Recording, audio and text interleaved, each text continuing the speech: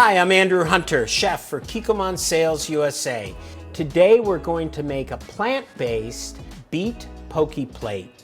Poke simply means to cut crosswise. So we're going to cut multicolored beets crosswise, and we're going to shingle them on a plate with blood oranges, crispy shiitake mushrooms, of course, Kikkoman Poke Sauce, ready to use, and then we're just going to microplane some macadamia nuts on top.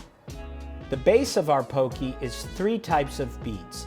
Here I have roasted and peeled ruby, golden, and Chioggia beets that I've cut into 1/4-inch slices using a mandolin.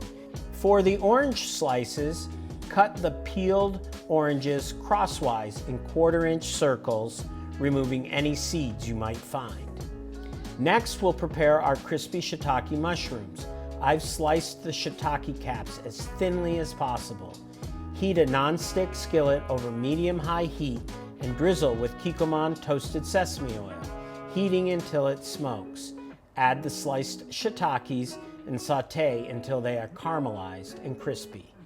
Shingle beets and orange slices, alternating with different colors. Drizzle poke sauce across the top of the beets and oranges and scatter with crispy shiitake mushrooms and tarragon leaves. Finish the plate with macadamia dust and orange zest from a microplane. So here you have a delicious plant-based beet poke plate. I hope you enjoy.